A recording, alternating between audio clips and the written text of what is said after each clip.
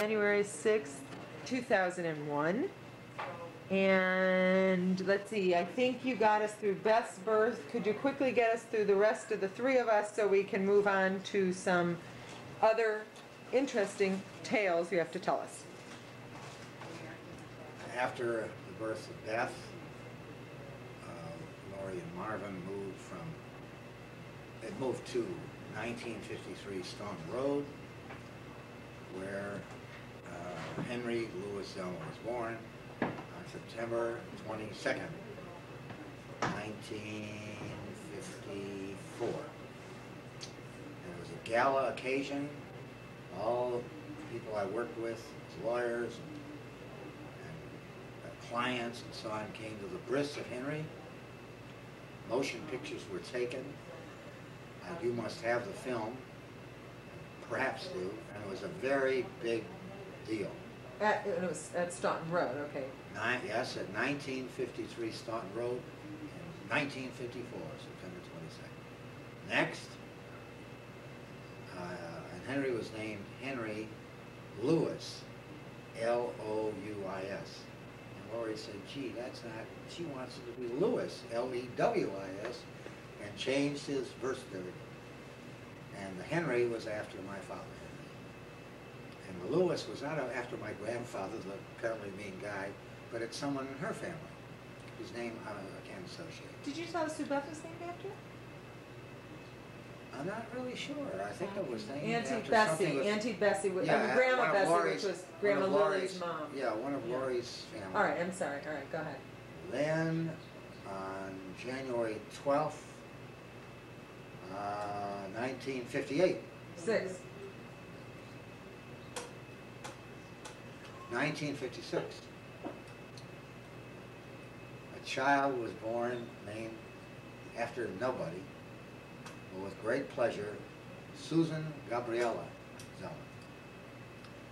And she was a Buddha baby in the sense that she wasn't any kvetching. She was the easiest baby in the whole world to take care of, whereas Beth and Henry were a little sore as trouble. And it was fun. And we all loved each other up. And then on...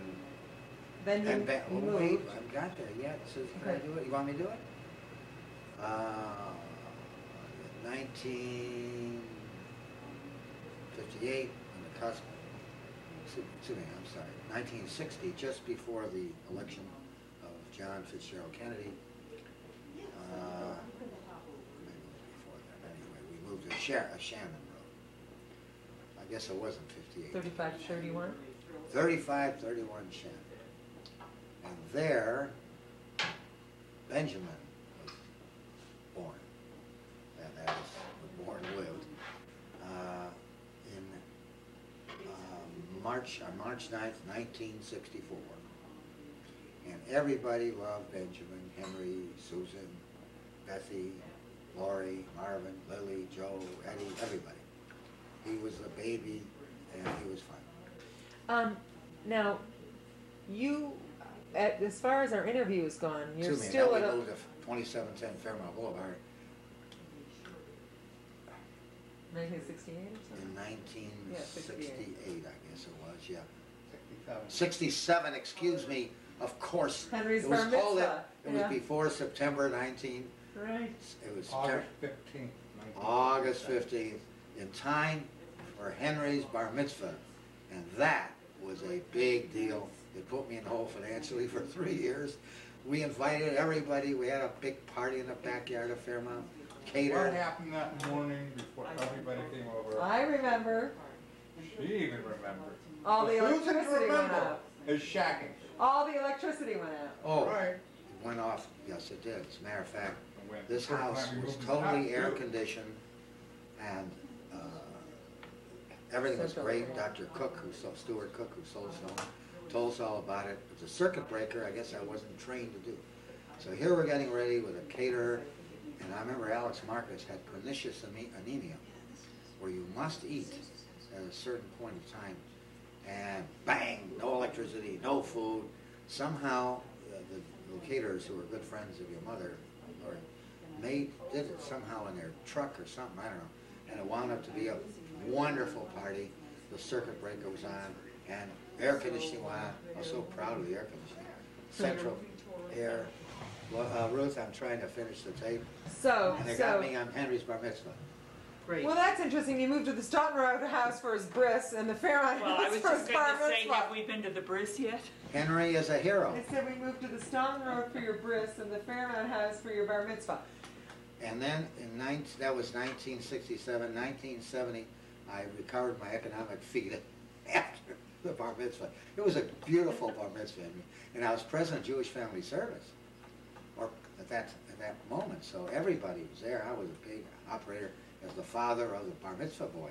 And Henry Zelman, Henry Louis Zelman, you gave a beautiful performance. And by the way, also were members of the Catholic hierarchy, because I was a big player in the Catholic family of children's services.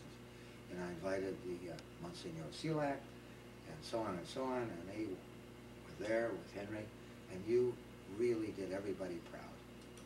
Mazel tov. Even though you were I short. wasn't invited. Even though you were short. Oh, we got a No, I complaint. was short. Now, last thing as far as your employment was concerned. Wait a minute, excuse me, Tracy's bringing up a point. She's upset I'd she like to wasn't start from the invited. beginning. First, we'll redo the bris. I And could do if- without having been there. If you want to be invited to the party, I wasn't even around then, Marvin, so, well, you can be there now. You were a pretty little girl when he was bar mitzvah too, weren't you? yeah, but not Like for 3 his years? She was 6 years old. Oh, 6. All right, go. Last thing you told us employment-wise is that you were in your own law firm. That was starting in February 1953.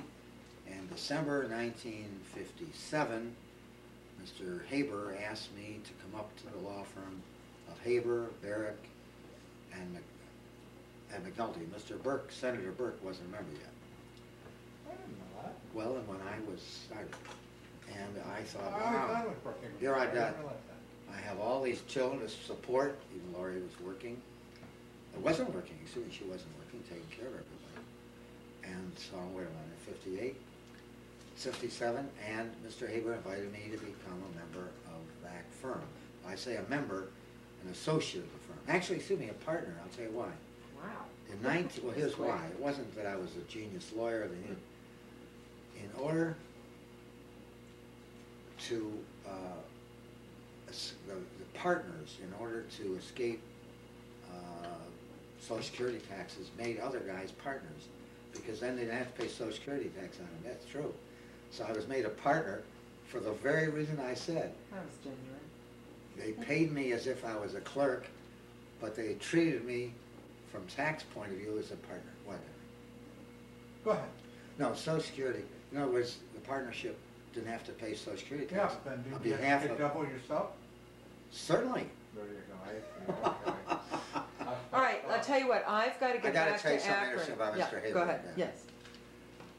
And you, anytime, Susie.